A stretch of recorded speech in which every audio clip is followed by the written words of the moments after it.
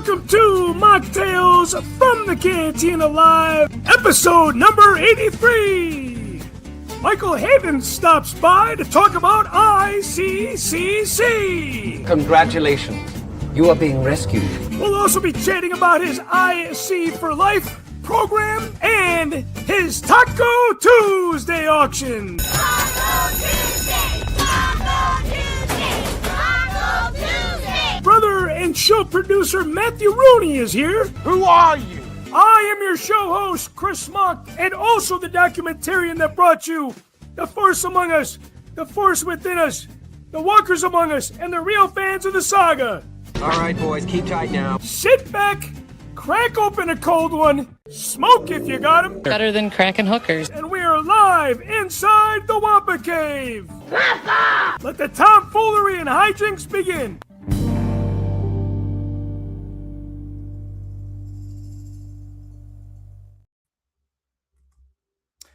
Hello, everybody, and welcome to Mocktails from the Cantina Live. We were almost perfect there. Had a little glitch in the banner covering yours truly. Hey, we got a great show for you tonight. Michael Havens is stopping by. We haven't done there's something we have not done in a long time.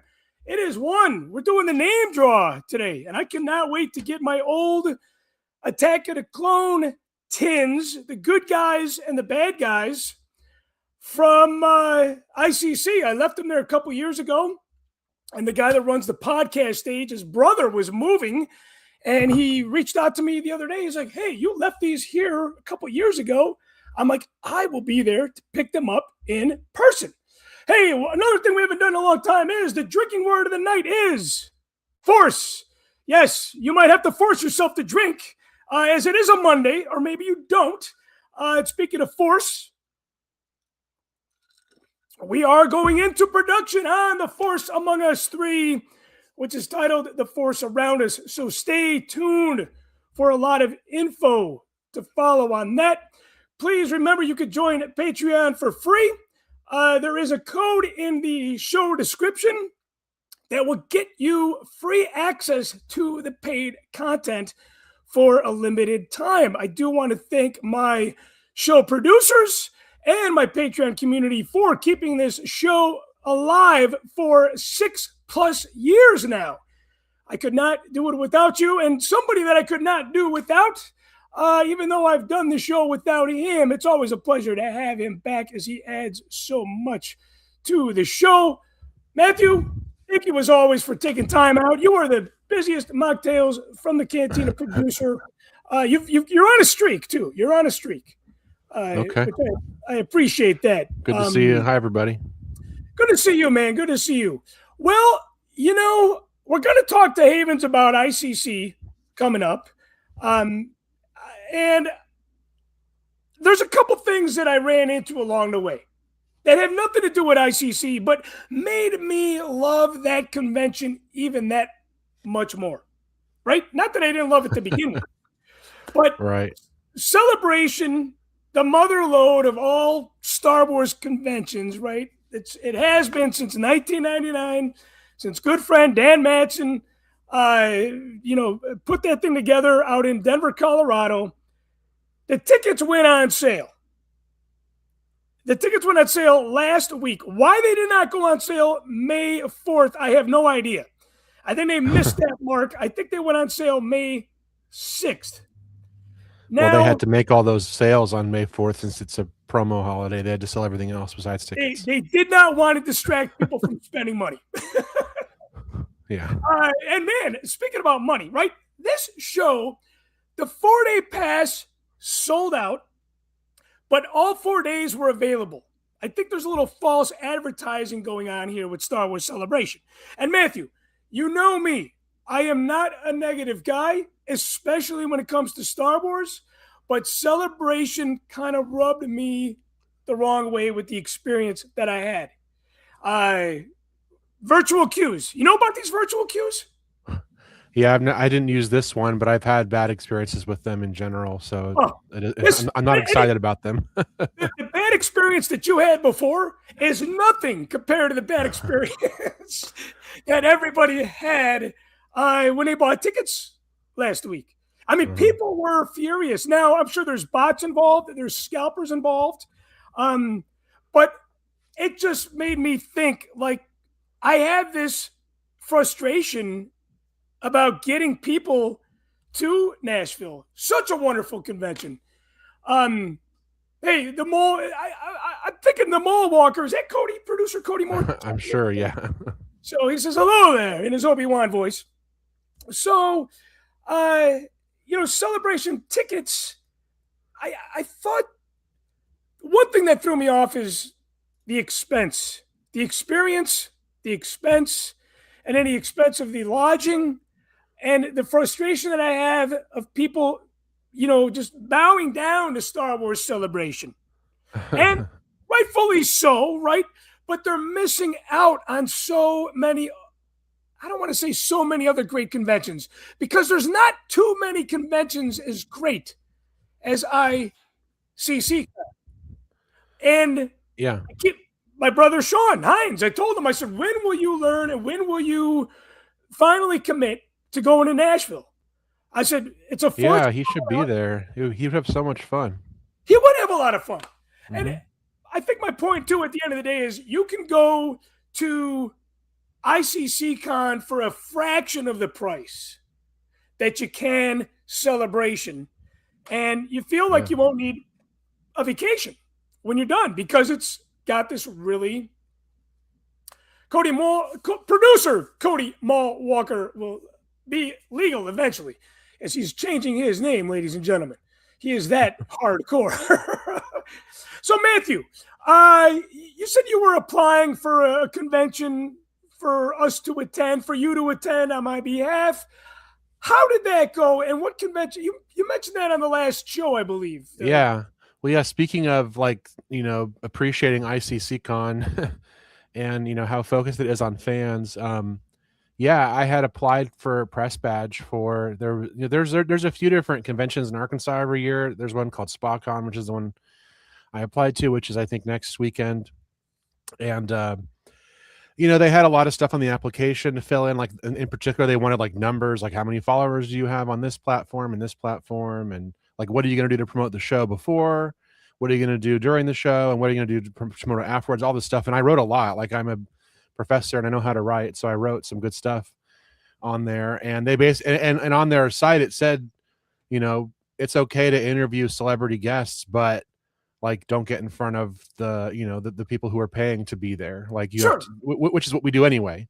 That's a rule at any convention, Yeah. So they wrote back and they just said, like, they had a list of all the things that I had said, and they were just responding to it like, you can do this with a regular pass, you can do this with a regular pass, and you can't interview celebrities anyway. Like we said, you're not allowed to at all.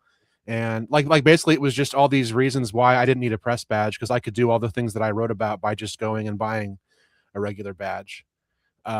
So I kind of took that as, like, they're more interested in money. And this is like a big corporation. I was looking them up afterward. They're called VXV. And they do like 20 different conventions across several different states. Corporate and so they're obviously only interested in money. They're not interested in building community or having relationships with people. They do like a card show here, which we actually went to recently, and I was not, impressed by that show either. Like, the staff were rude and not professional, and it wasn't very exciting. And unfortunately, they do like all the shows that are in Arkansas. There's like an anime convention, and there's a comic convention, and then there's this SpaCon thing, and the same company does all of them, and so they're all going to be bad, I suppose. So yeah, it was unfortunate that they had that kind of attitude, and I probably won't try to go to them again, just because I was rubbed the wrong way by that. And it makes us appreciate, people like Michael Havens who care about fans and want to make it a good fan experience, and they're not just trying to make money. And in fact, Iccc, I don't think, turns over any kind of profit at all. It just kind of breaks even and is able to maintain itself. So that's why we love that show so much. Well, I think too, not only for us as content creators, people covering the show, like you said, the corporate conventions, they would look at this show and they'd be like, it's too small. You're not going to do anything for me. But what if we bring in a dozen people? Let's just say, right? That's a small amount. A dozen people is 12 more. And if they care about the bottom line and the dollar, then I would think that, okay, hey, that's 12 more that I would not have. But it goes beyond us as content creators, because a lot of people that tried to buy tickets last week for Star Wars Celebration, they're complaining about that process, and they're starting to realize that Reed Pop is this corporate monster of a machine that only cares about money, and it's treating the fans, the people going to the convention, like just, okay, we just want your money. We don't care about your time. You know what I mean? Well, and like, it doesn't matter how big our following is and that kind of thing. Like when we're at a show, like we participate in the show, and like there's a whole community there that's involved, and we all know each other. And like, that's like, in my opinion, that's the best part about going to a show like ICC, is like seeing the same people every year and getting to catch up with them. And like, we're members of that community. And so like the whole idea of, well, you should just, buy the tickets and like you can pay to have the same experience, just it was really telling about what their priorities are. They don't care about community. They care about making their money and having as many subpar quality shows as they can do across several states. Yeah, that's lousy. But without further ado, I want to bring the man on himself, our special guest tonight, and the promoter that gave us and that's giving us year after year after year Iccc Con. Michael Havens, welcome to the show, brother. Hey guys, thanks for having me. I'm sitting back here in the back room just listening to you. I don't even know if I have to talk. You're doing fine. Well, I think it's important that you talk because, you are the face of this convention. This is your baby. And I love the tag that again, your tagline is so true. No corporations, just fans. And, why was that important for you? And did you have an experience where you're like, hey, I can't do what these people are doing to me because I'm a paid patron of this convention. I got to make sure I do completely opposite of what they do. Yeah. One of the main reasons, I've told this story a million times, I don't know if you've heard it or not, but one of the main reasons why this convention started, ICCCon started, is, and I always say it like this, but since you guys were just talking about it, everybody's going to know what it is, and I think everybody does anyway.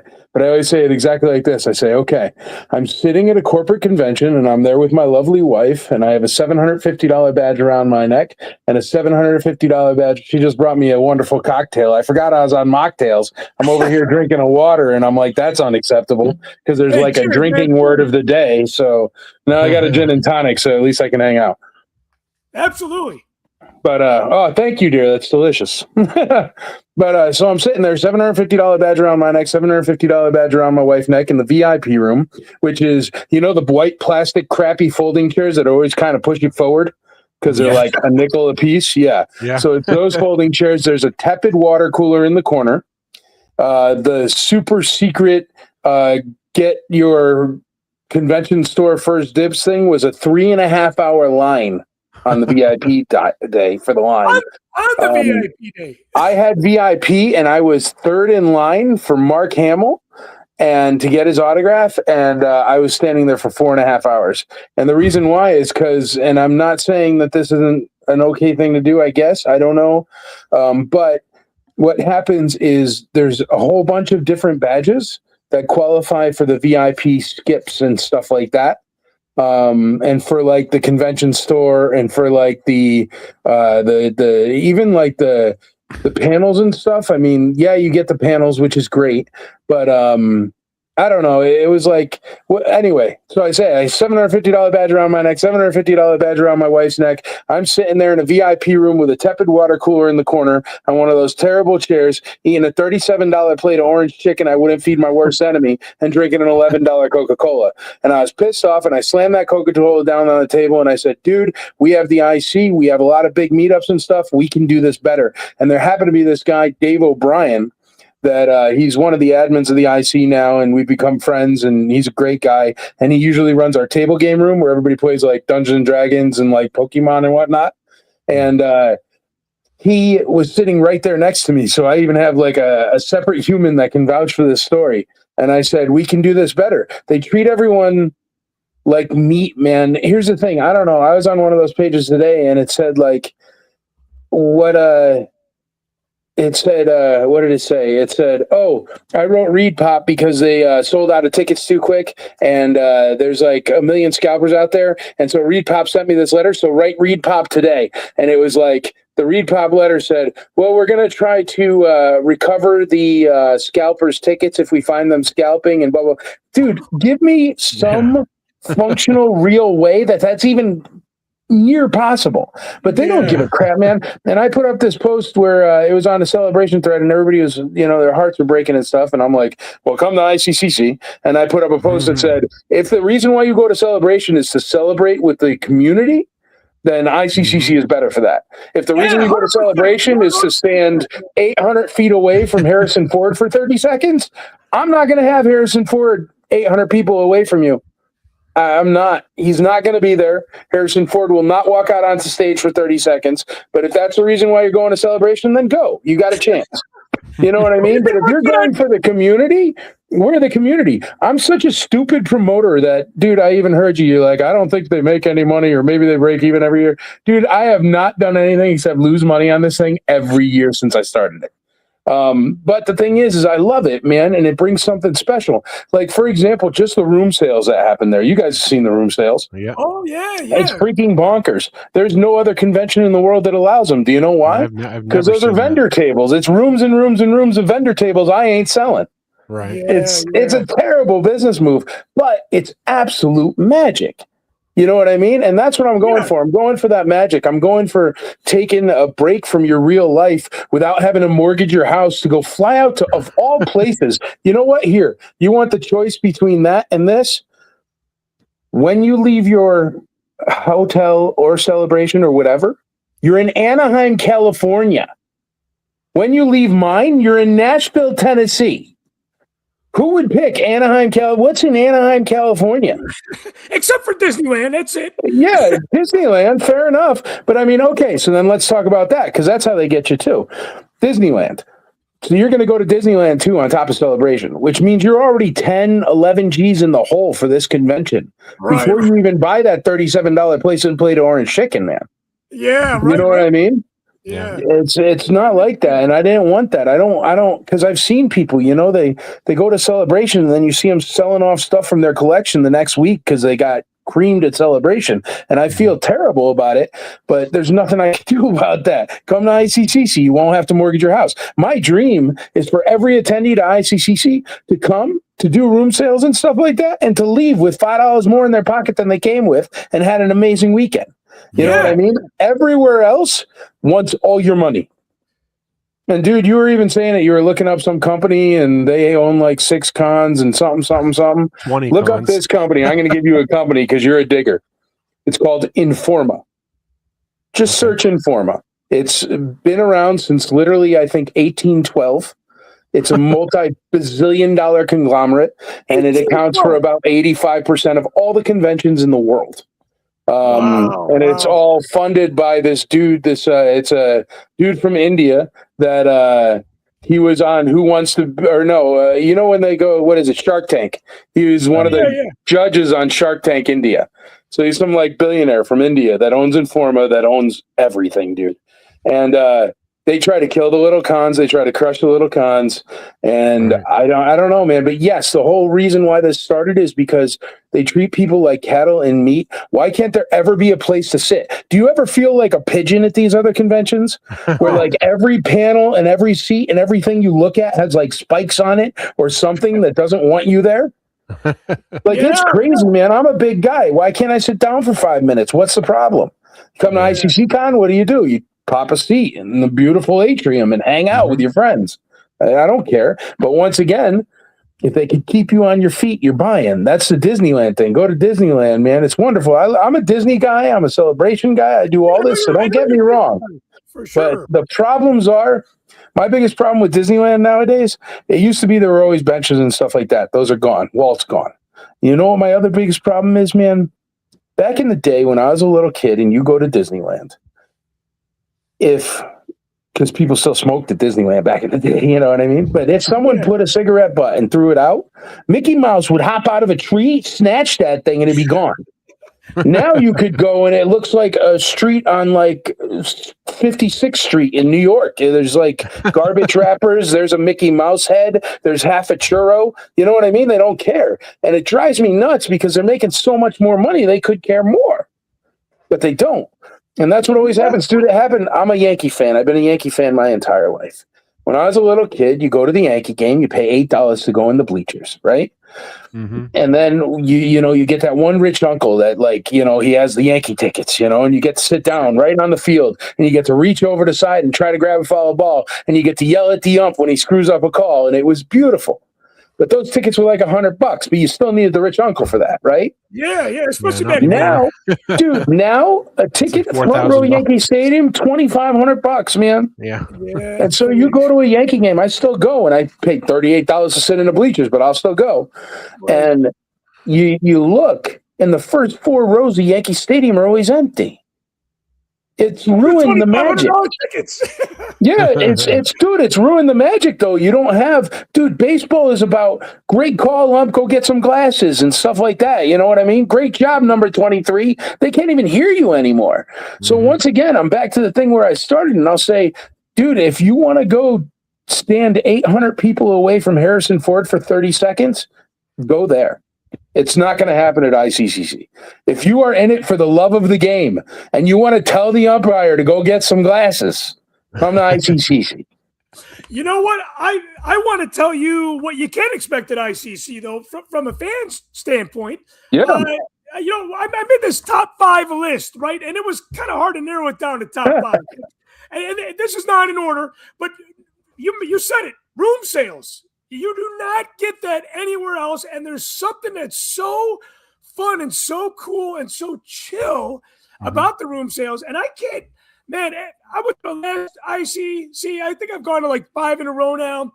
And I mean, there's always something to buy. And when I'm buying it, I'm like, I can't believe I got it for that price. Right. It is. I mean, it's bargain shopping on a high tier level. The lineup is always great. Somebody was chiming in today saying that they're driving from Omaha, Nebraska. They are a first timer, and they are driving just to see Bruce from Tron. Bruce Boxleitner, yeah, dude, he's cool, man. That's a big guest, you know? Yeah, it's a big one. Well, that's the thing too is I love the Star Wars things, but essentially all the guests you see, there's something from my childhood that I loved, right? So we had like the Ninja Turtle reunion last year because the Ninja Turtle movie was freaking epic when it came out, you know? Like that was a big deal for us. And then I remember my mom always used to watch Scarecrow and Mrs. King that had Bruce Boxleitner in it. And then also from Tron, but I know him from Scarecrow and Mrs. King, which was like a huge show because it was like, oh, it's bedtime, Scarecrow and Mrs. King coming on, you know what I mean? And that he's a cool dude, man. And we got Claudia Christian because I got on a Babylon 5 kick like 8 months ago. So he was in Babylon 5 with Claudia Christian. And essentially, whenever you see the guest list or you see the show floor or you see the activities, like you said before, do you just do the things that you want to see? Yeah, dude, 100%. I do what I want, and I just happen to invite people to come and enjoy it too if they want.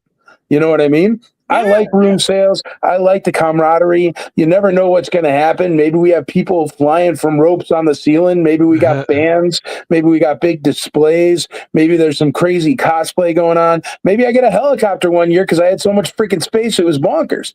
I mean, that happens. I had an alligator with Loki antlers on it one year. You know what I mean? So I'm all over the place. I'll try anything, man. But and I think that's great, Michael, because it brings this. It brings this different flavor to it. And I think off the top of my head, that is a very non-corporate fan-driven thing to do. Yeah. Shoot, man, we had a demolition derby one year. I want to see a corporate get the red tape cut on that one. Right. And I mean, I think, and it's great too, because when you're at a convention, you just don't want that, okay, you talked about the Yankees. I went down, the Cubs are playing in Texas right now. I went to that ballpark, and that ballpark in Texas, the new one, is very symbolic of the way that I feel like when I go to other conventions that are big corporate-run events. It's just sterile slab of concrete. and I'm exhausted from being a penguin walking in this crowd of 1 million people. I can see Harrison Ford better on YouTube. You know what I mean? As opposed to spending all that fucking money. And you could just golf a lot and wait for him to land a plane near you. Hey, speaking of people flying around, I think one of our favorite things at IC is the aerial skywalkers. We interviewed Angela Thomas last year, who's one of the co-founders of that group. How did that collaboration come around? Because I've never seen that kind of thing at a con either, and it's really fun to have them there every year. Yeah. Well, I got a friend, Crystal Bumpus, and she's one of the main people there in the aerial skywalkers. Yeah, and I knew her through her cosplay stuff, because around in Nashville and stuff, I always do the Star Wars night for the Predators, or I do it for I do the symphony things, or I always coordinate that, because they end up calling me, man, even the news and stuff down here, because I'm an easily Googleable Star Wars nerd here.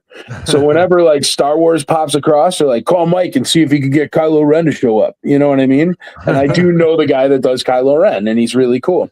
But that kind of thing is where it comes from, the aerial Skywalker. So Crystal said, we do this thing where we dress up like Star Wars characters, and we do a thing, and we do the flying from the air, and I'm like, well, let's see if we can insure it. That's the thing.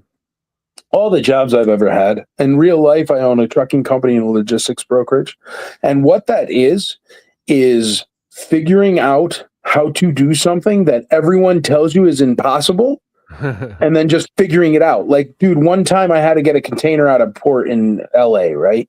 And it was after post 9/11 and everything. And it was stuck in there because the paperwork wasn't pulling the right container number, but the container was already on my guy's back. And I'm like, it's desperate. It was HP printer ink that they needed. And it ended up being, I was at a Nicholas Sparks signing, the love story book guy, with my wife, right? Okay. And I'm talking to the dude at the port in the box. And I'm like, you like Nicholas Sparks? He's like, my wife loves Nicholas Sparks. I go, I will get you every single Nicholas Sparks book signed, and I will mail it to you in the morning if you let my truck out of that port. And he let my truck out of that port. So as horrible as that is about ports. But yeah, that you could get anything out for a couple Nicholas Sparks books. But still, it's you got to always find the way around it. So, all right, you get people that come to you at convention, right? And they're like, we want to fly around on ribbons from the sky. And that's all right, no, nobody's ever going to be okay. No convention's even going to give them a chance. So I'm like, well, let's figure out if they'll insure me for it, and let's figure out if the hotel will okay it, and let's figure out if the thing is you're going to miss 99% or 100% of the shots you don't take. So take a shot. What's it going to cost me? What do I care? Some time. So 100%. I just make cold calls, man. I mean, that's how we got Shatner the first year. I didn't know what I was going to do. I didn't know how to throw a convention. So I just called celebrities off of their websites until Shatner said, all right. God bless William Shatner, man, Yeah, totally, which was crazy. We had ice cream sundaes with William Shatner, man. Nobody else did that. But I like to do those special kind of experiences, and the aerial Skywalkers are exactly that, man. Most conventions don't have live music on site. No, nobody, and I know nobody does, because I'm a music fanatic. Yeah, we always got bands on site, and then you know what? The guest stars hop up there and start rocking out too. Yeah. It's bonkers. It's created something so special. But the reason why is because I go, well, music is nice. Live music is nice. Live music, a bar and a giant Star Wars toy flea market all night long is nice. Yeah. Do you know what I mean? That's everything you see, every guest star you see, everything you see about ICCC, the aerial Skywalkers are just because I think it would be cool, and I don't think anything's impossible. So I'll give it a shot. I mean, dude, we had so many FDA, or not FDA, that's the Food and Drug Administration. We had so many, what was it? They're the ones that like fish and game, wildlife people. Yeah, fish game wildlife. Fish and game officers with badges and the hat and everything, kitted out, guns and whatnot. And they all came because I had a petting zoo one year, right? But the petting zoo had snakes and a kangaroo and an alligator, and they had to come. They came and tried to shut it down, See, I held that gator in my armor. There you go. But they came to like shut it down because they never heard of something like that before. You know what I mean? Right. So they went, but everything was in compliance. I have always been very good at reading the directions and then following them to a T so you can't stop me. You know what I mean? So that's, I mean, dude, that's why we had alligators and snakes, which was fun. But the thing is the people to really lay it out there, the people across the way that were in the rooms, it like stunk really bad, so that I felt bad, and that's why we haven't had it since. But to be fair, we had that the year before the guys you were talking about, the giant corporate, did it in Disney World. Mhm. Then they did a zoo because it was their idea. And everybody's like, oh my God, I can't believe that a con thought of something so awesome. And it's incredible. You know what? I got a giant ring around somewhere. It looks like a football ring. I wear it on con days. But it was given to me because we were the first convention during COVID. Right. And it was convention promoter of the year. I got it in Las Vegas, big ceremony and everything. The dude where the monkeys fly out of his butt and Bruce Almighty gave me the ring, like presented it with me. He was the presenter guy. I forgot his name now, but so I got the ring, but I got that because it was the pandemic. You guys started in the pandemic. It was the pandemic, and there were rules in place so people could be together, but not like it was all like 6-foot rules. You got to have this. So what did I do? I made a con date. And I just figured it out. And we were the first convention ever to put in COVID policies to make it work after COVID with glass partitions and masks and laser freaking UV ray light things and freaking hand sanitizer stations every 17 feet or something like that. We were the first one. I took every single rule that they made during COVID and I followed every single one in order to still throw a convention when every other convention on the planet quit. And it brought people together, and it was beautiful, man. And I even got a big piece of hardware to prove it. But those kind of things are because, man, I'm sorry. I don't take no for an answer. You want me to be 6 feet away? Fine. We could talk 6 feet away. I'll put tape on the floor. What's the problem? You know what I mean? So, and dude, we had like the Emperor and like Ashley Eckstein and stuff, and we were like the con, right? It was in 2020. Mm-hmm. Yeah, that's great. That's crazy, man. Well, unfortunately, I missed that one, but I would have gone to that one, of course. And just finishing off my top 5 list here, the music and the Ariel Skywalkers. That's definitely on this list. The swag, I got to tell you, it's not just the swag trading at ICC Con. It's the people, the community at your convention that's doing the trading, that has this, I don't give a fuck what you have attitude. I'll trade you whatever for whatever. I do not get that anywhere. I've been turned down at Star Wars Celebration for a vial of sand from the filming locations. When I made the documentaries, I brought home sand and people were from Tunisia. Well, it wasn't from Tunisia. It was from the second one, right? So you have some from Tunisia too. It's like, who the fuck turns down vials of earth from the filming locations? I don't know. Those are the people that I don't want to spend my convention weekend with by any means. So the swag trading, because of the people, that's good. And last but not least, number 5, I don't feel like I need a fucking vacation when I come home from ICC because you can do That's because I allow you to sit down every once in a while and hang out with your friends. And also, I'm not a horrible person that puts the convention 10 miles away from your hotel room. I appreciate the fact that you want to have home field advantage right upstairs. Right. Oh, yeah. Yeah, and let's not forget, it is at the Embassy Suites, who has the best breakfast of all the hotel chains. Yeah. All the hotel chains. So, man, you and know it's what? included. It's included in our deal rate, man. It's only $209 a month, which is cheap. I mean, any other hotel room at any other convention is going to run you $6. Yeah, and it comes with free breakfast with the omelet bar and all that, and a huge buffet. And at dinner time or after dinner time, you get the freaking free drinks. Drinks, yeah. There's happy hour where you get free drinks and you get snacks. free beer at the convention. Where the hell else are you gonna get that, man? You know. But I mean, if you just take the amount of money that breakfast costs and the amount of money that 2 drinks cost and snacks at night, just right there, yeah, it's like $100 for the hotel room plus food. It's like if anybody says, "Oh, I don't know if I want to go to ICC because I don't have the money," that's a bullshit answer because you don't need a lot of money to go to ICC. That's supposed to be the point, man. I don't want a family of 4 missing their mortgage payment. I'd rather you come, and I'd rather it not cost you anything. Go look at your shelf right now, everybody that's watching this. Pick out one thing you don't care about, or go to that bin that all collectors have that's full of garbage.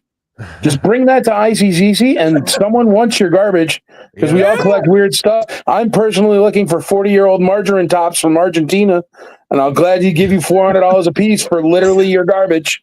So there's that. I gotta dig that up and see if I got that in the garage. I don't. Before I want to get into Taco Tuesday and the IC for Life program. Yeah. I call it a program that you do, but I don't know if necessarily that's the best word to use. But before we move out of the ICC realm, do you have any more guests that you're gonna announce? Or the guest should be done right now. It should be done. Yep. Okay. I think we have something like 35 guest stars or something. And again, man, what a plethora. One of my favorites. He's been on the show before. He was on the show, Mocktails, from his home in the UK. Sean Crawford, man, talk about somebody that's got some really, really, really cool swag. You know what's hilarious? Sean Crawford was at that event where I got the Hall of Honor, the promoter of the year. Oh, no. He happened to be there, and I went to Vegas, and he's like, "Michael Havens?" And I'm like, "Sean, what's up, buddy?" And we hung out, and I showed him Vegas, and we went to like a nice Italian restaurant. It was a good time.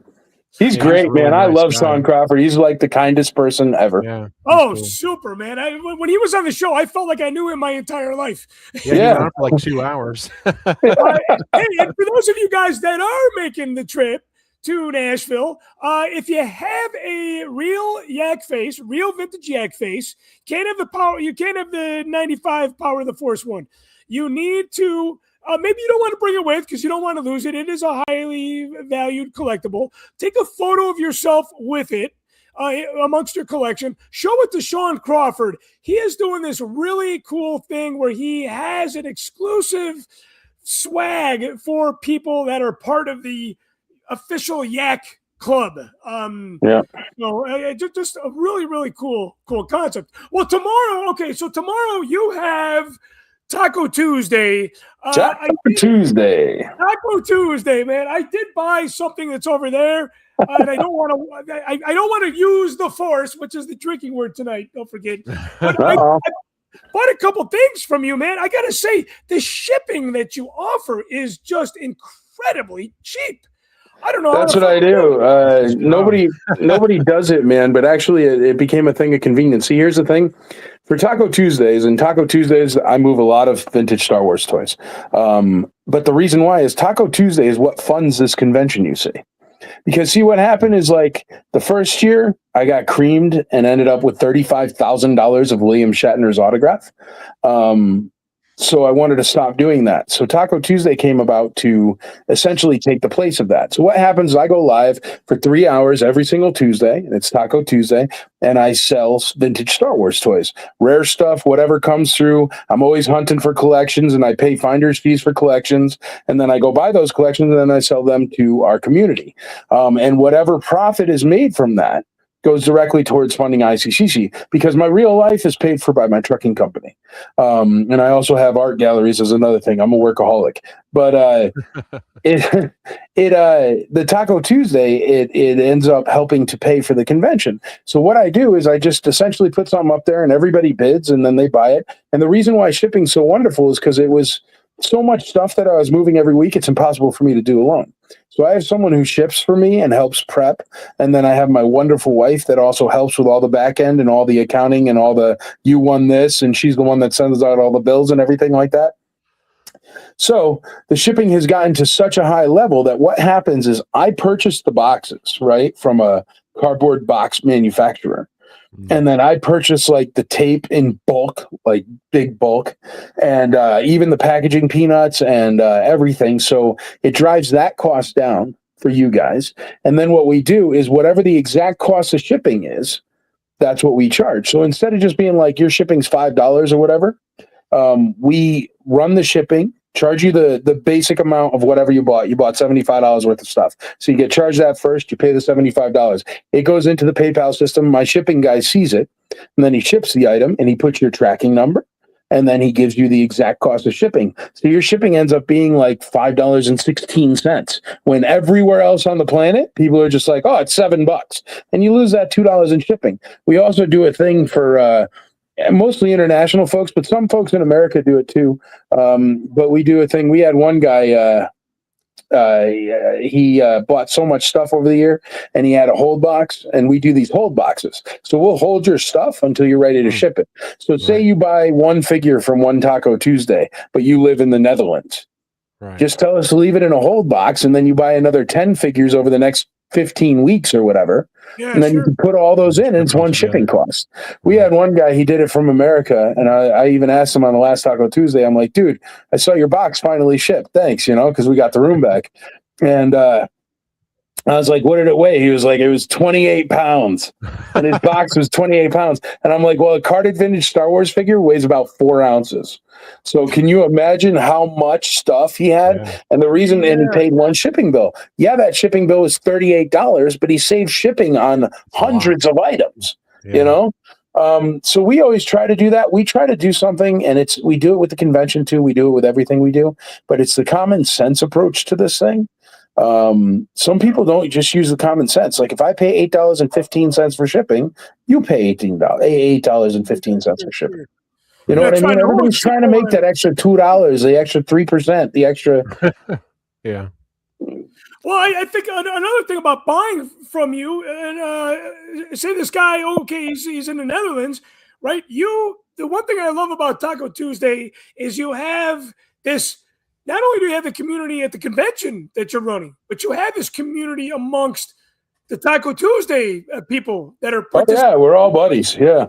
And I think because that helps. And, your honesty, you're not going to get screwed over like somebody that's buying something from eBay. There's a risk there. You might end up paying some custom charges. So this is what I bought on Taco Tuesday. Oh, wow. That's a good piece, dude. And it's Cloud City Place. And you know what? You don't find this at a lot of places. And I know on eBay, man, they just want too damn much for this piece. And now. But I probably started at $1 or something, right? No, you know what? What you did, because there were contents in the box, didn't come with the figures, but you're like, hey, what's just the plain box going forward without the playset in it? And you started it at that, and I bid at that, and it ended at that. So it's like, okay, you went exactly for what's just the box going for. So you got all the guts for free. That's the thing. I always want people to get a better deal than they think they could get, or get a better, I don't know, man. It's better. And that's why there's always so many people watching every week.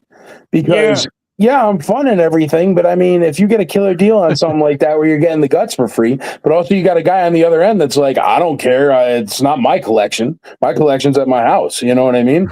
So it's just like, and it doesn't really happen like that ever. You know what? I see that a lot of times, and I do say, and you know what? Nobody start doing this, but you can if you want. It would be good for the community if you did.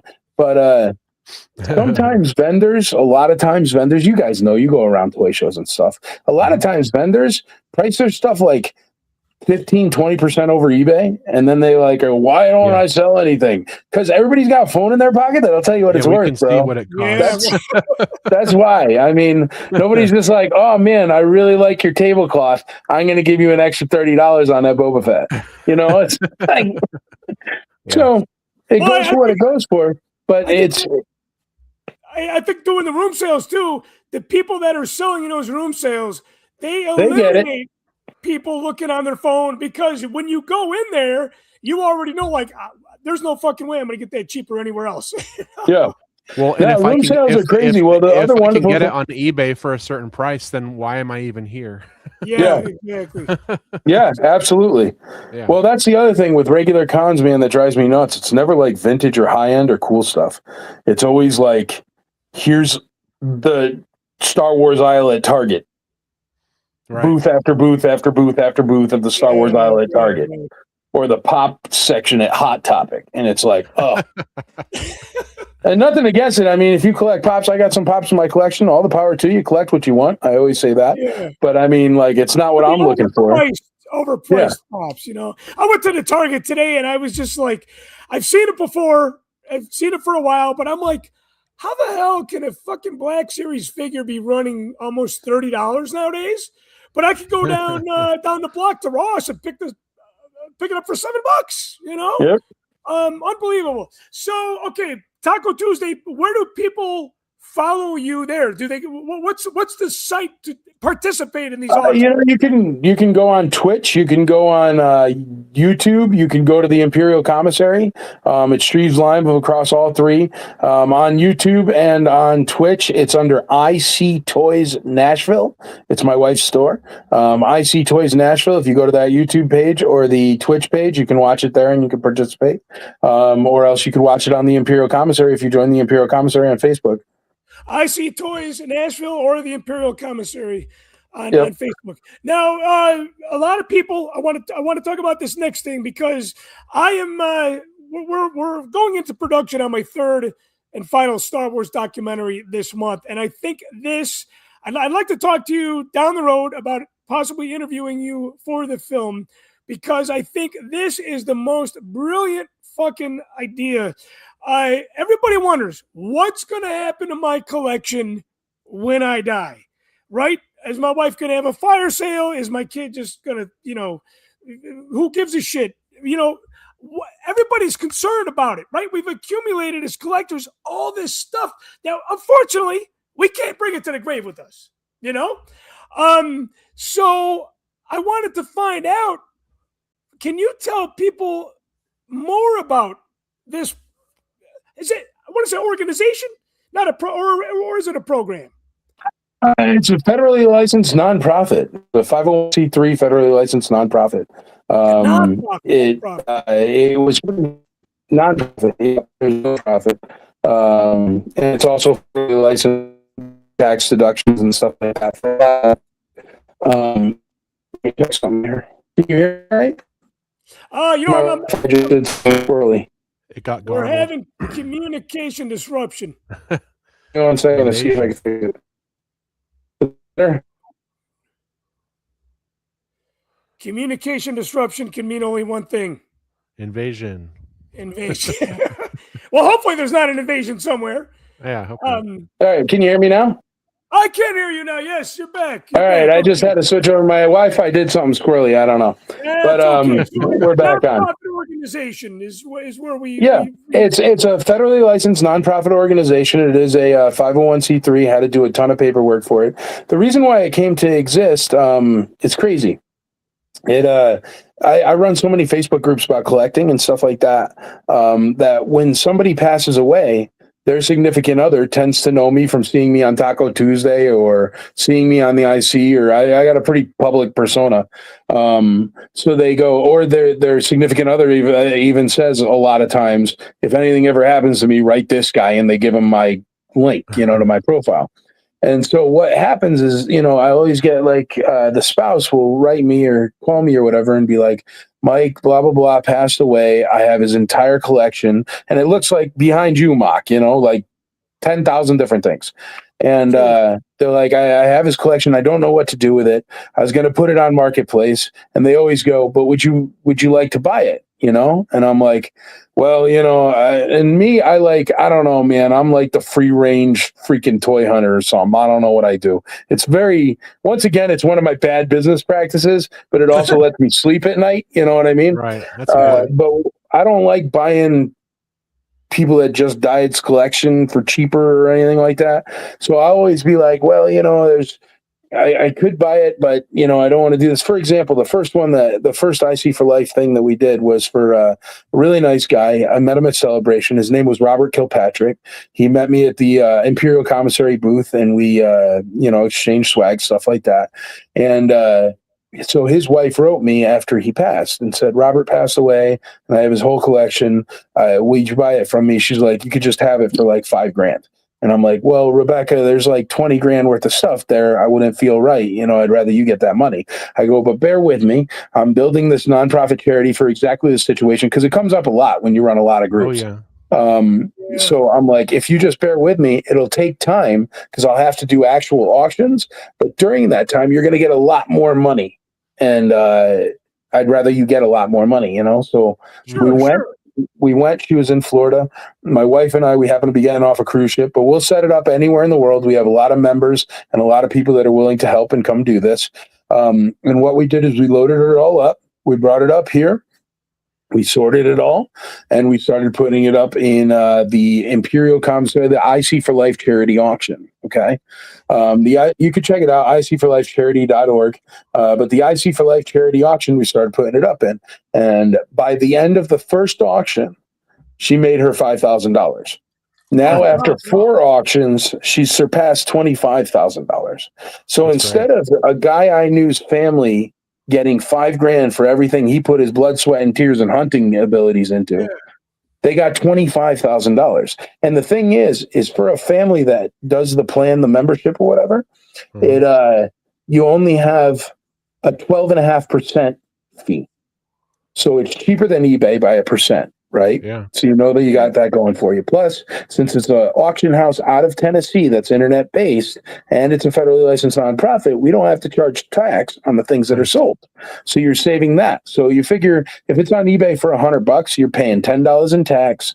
Right. You're paying 13.5% in fees. You know what I mean? Right. And all that adds up and takes money away from every single item you have. Oh, sure. The other problem that happens is anyone without extensive knowledge, Chris, right. I'm sure you can't put anybody into your room and they're going to know every variant you have and every value of everything you have. And then all of a sudden they're selling a double telescoping Luke for $75 because they don't know any better. You know what I mean? Yeah. And that's a big, tough loss as well. We won't do that. Obviously, I know what a double telescoping Luke is. So what happens? So it's like... yeah, you get screwed, during the process for sure, Exactly. So what ends up happening is we end up doing these auctions and the community buys it. So it goes back into the community on top of it, which is wonderful. Right. Yeah. And then the family gets their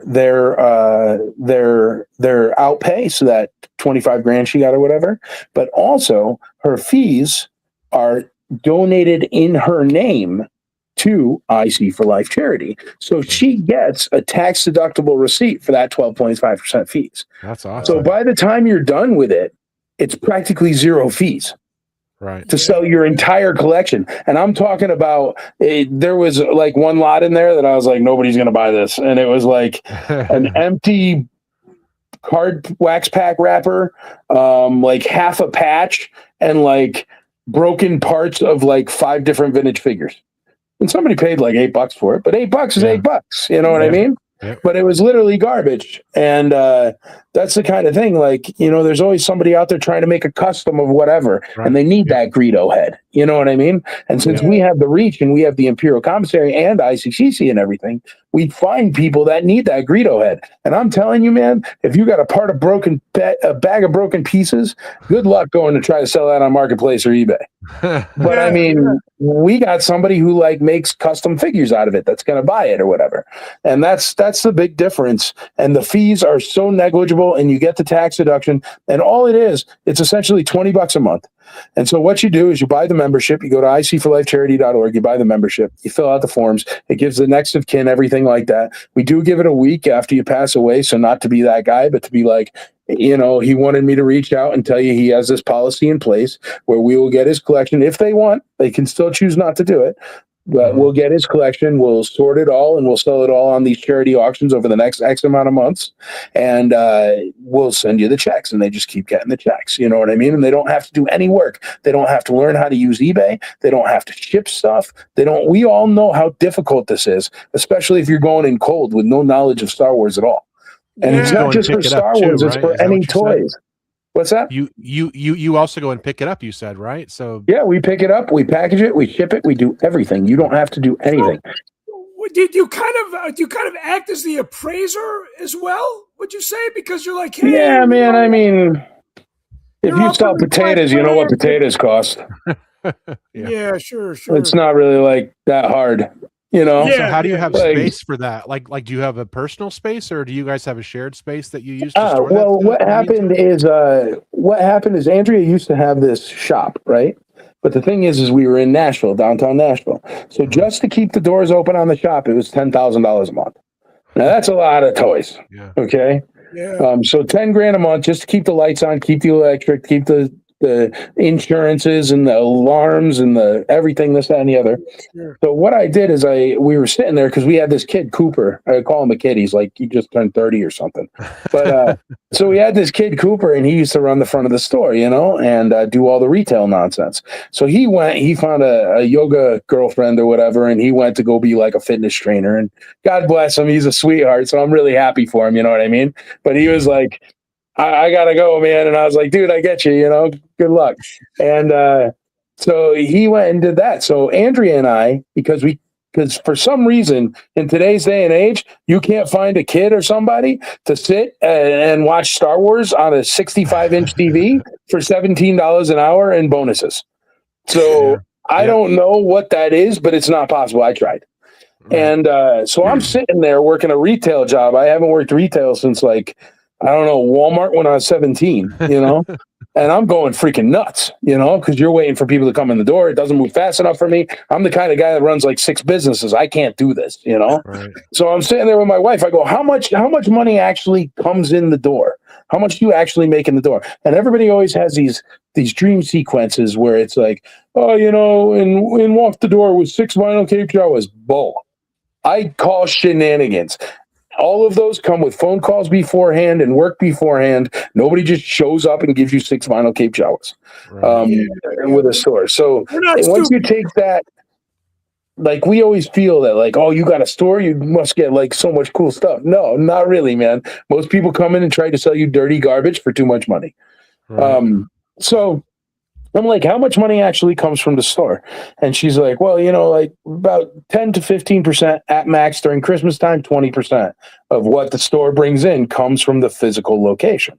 And I'm like, well, that's stupid. We're paying more money than we're actually making off of having a physical store. And I have to sit here for 6 hours during the day and wait for the door to open. You know what I mean? I go, I can't do that. Yeah. So we finished up the lease.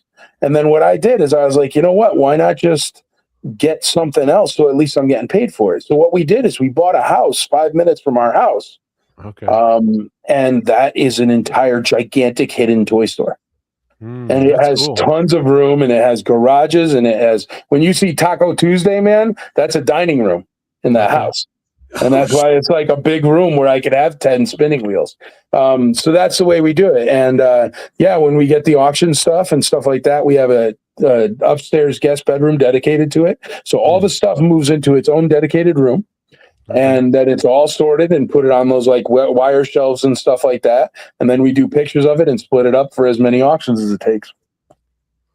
Well, going back to ICC real quick too, you have somebody from Kenner that is making his first ever convention appearance. Surprising. Yeah, dude. Nobody ever even heard of him. Dude, go Google him. You can't even find him out there.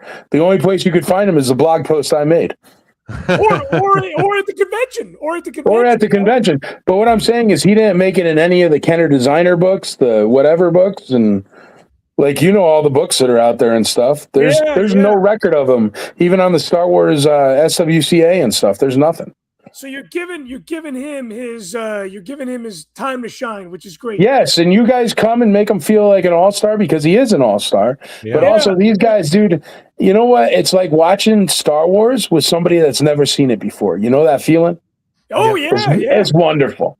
And And you know what? these guys, they had a job 45 years ago that they think no one cares about at all. Right. So when they come to something like this, they are just like in awe that all these people care so much about what they did 40 years ago. So make them feel like an all-star, and I appreciate it. But he made EV99 sculpt. He made Yak Face, which is cool for him and Sean Crawford to be in the same place. Yeah. That's He sweet. made Ree's. He made, that's actually the old picture. I have to swap that out. He made Leia Bosch, not Leia Organa. Okay, sure. Then he made the micro Hanan Carbonite, not the big one. And he did make size noodles. That's an old graphic. And he gave me a different picture because he said his wife doesn't like his beard in that picture.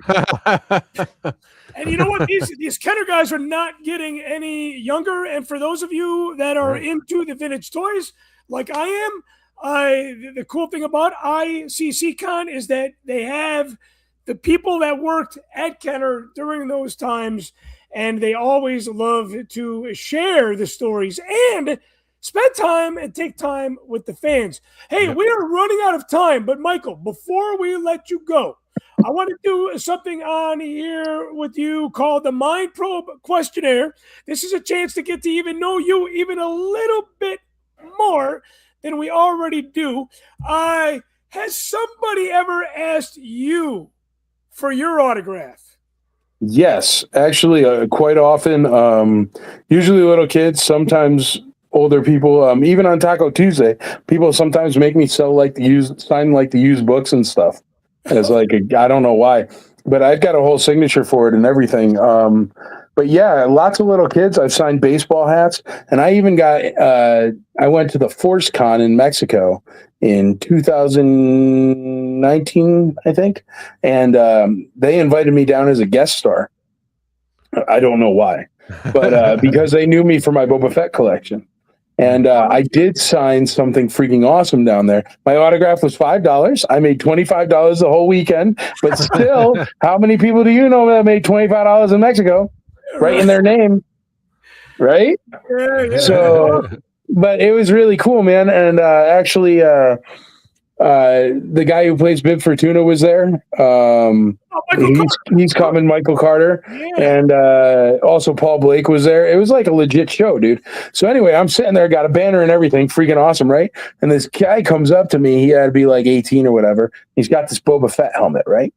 And so he gives me this Boba Fett helmet. He's like, you sign. And I'm like, I can't sign this. Because the Boba Fett helmet had everybody, dude. Like Mark Hamill, Harrison Ford, Carrie Fisher, Kenny Baker, right? And I'm like, dude, I can't sign this, man. What if I like write my name too big or screw up or something? I go, you don't want me on this. I'm just some guy. He's like, no.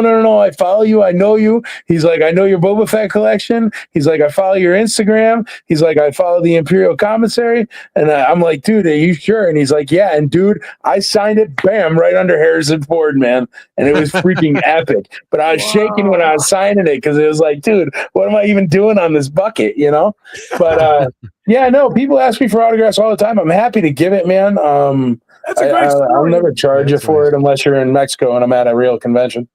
I feel super bad for the like 5 people I charged $5 once. But no, it was like a thing, I was like a guest star. I had a banner and everything. That's awesome. That's a good story. Not only was that a cool answer to the question, but there was like a story with some. Yeah, totally. It was a trip, man. He still follows me on Instagram. I still see his Instagram posts, which is cool. That's awesome. Now, what about your favorite vintage Star Wars figure? You can only pick Boba Fett. one. Boba Fett.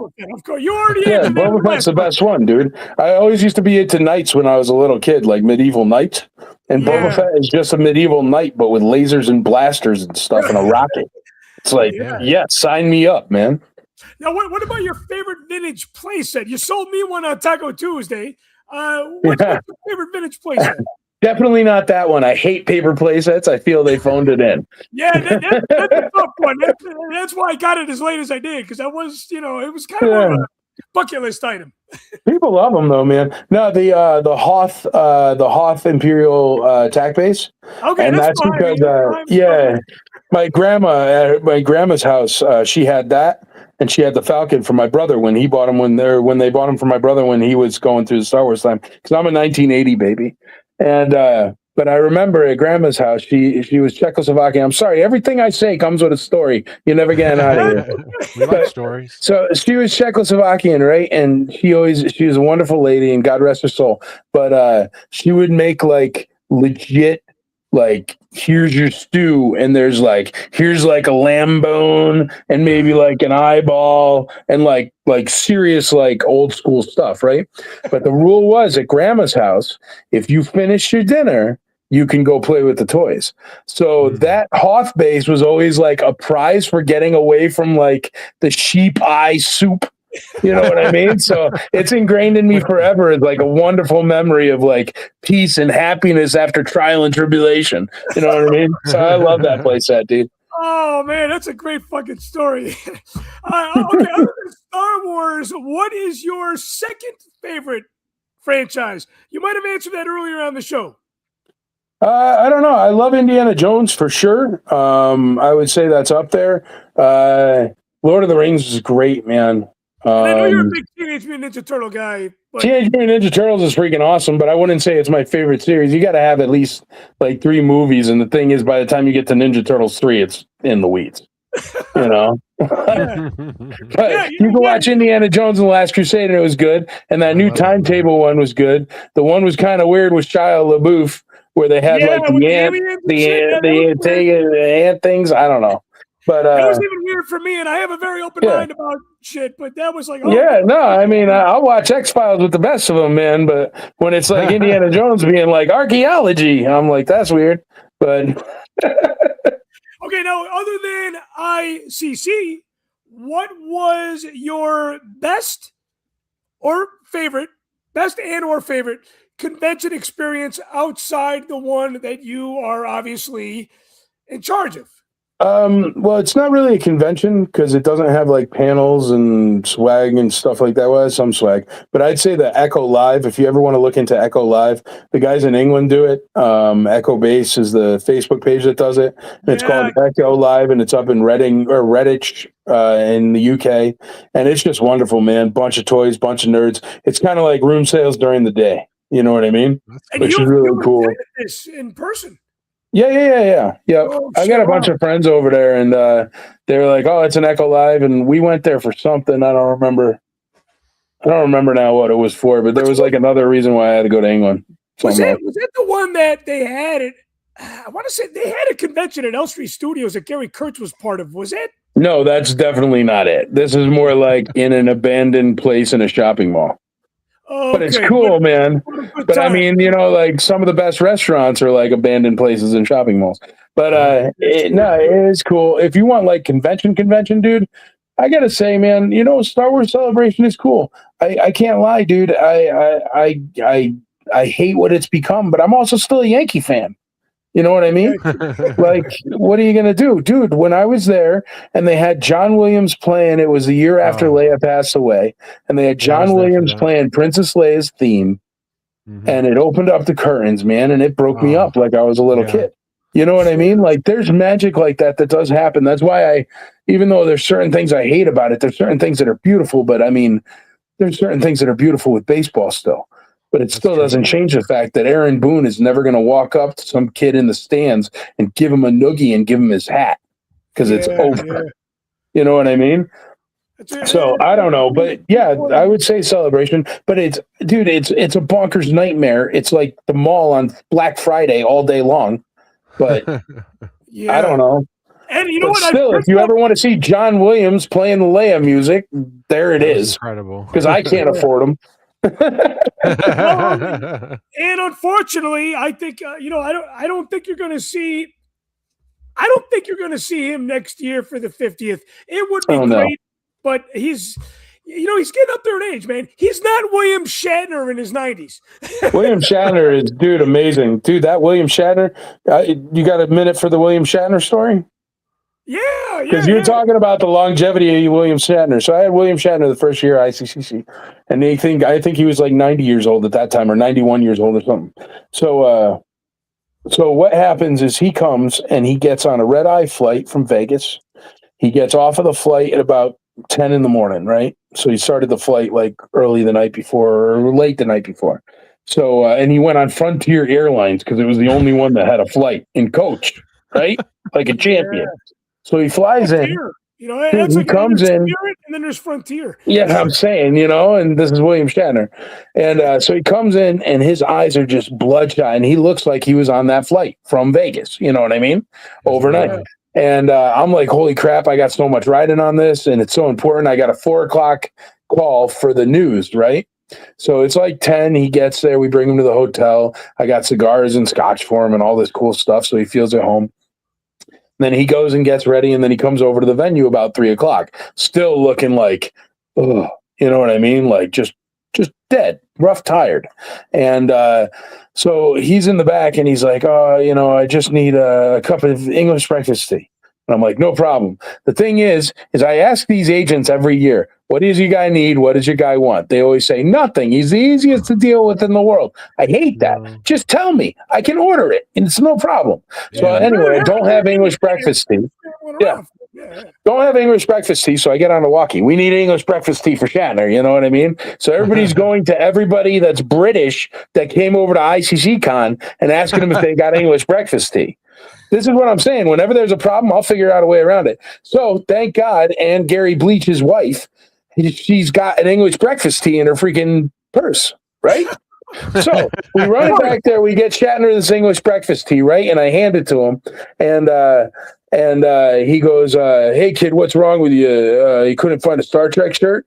And because I always wear my Star Wars, like the bed sheets made into shirts. Yeah. And I'm like, I'm very sorry, Mr. Shatner. I've never seen an episode of Star Trek. He goes, that's awesome. And I was like, that is awesome, dude. Because he was like, it's like, you don't got to talk to me about that. I don't know nothing about it. I'm sorry. I was just fine calling on websites, man. That's why you're here. But so anyway, so I go out there and I go start, because in the news thing, they do like an entry clip where you're like, come on down to, we're at the Williams County AG Expo Center, blah, blah, blah. And that's my part. And then they bring Shatner on to a secondary clip about 5-10 minutes later, right? So I'm like the lead-in clip. So I go out there and I get all mic'd up and I do my lead-in clip. And as I do my lead-in clip, I'm just thinking, crap, he's 90-something years old. He's back there. He's just beat up. He hasn't slept yet. Bloodshot eyes. And I'm about to put him on the news with this entire thing on my back where I'm on the hook for about $480,000 out of my pocket right now. Okay? So I'm crapping the bed, right? And so freaking nervous. And he walks out there, and he's a little bit slower. He's 90-something years old. But he walks out there. He's got his shades on. He sits on the bar stool chair, and they mic him up and everything, and they give him the 3, 2, 1 thing.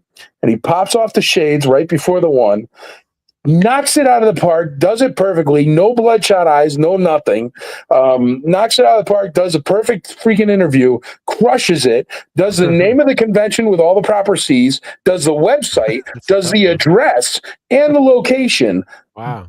Blind. Wow, and then he just goes, okay, and they cut it, and then he just gives them the mic, and he just walks off, dude. And I was eating a steak at midnight at the guest star dinner, and he is across from me eating a freaking porterhouse and a giant potato at 90-something years old at midnight. Drinking a whiskey. Dude, I can't eat a slice of pizza after 8 o'clock. I'm up all night with the agita. I don't know how he does it, man. Shatner is a machine. That's great. That's fantastic, man. Unbelievable. Hey, I'm looking forward to seeing you in next month. Looking forward to seeing you next month. And don't forget, man, I see the website here, icnashville.com. But he was very cool, man. So that's my William Shatner story. Hey, unbelievable, brother. Well, hey, Michael, thank you so much for joining us on the show tonight. And we will see you in your neck of the woods in about a month, man. Be well.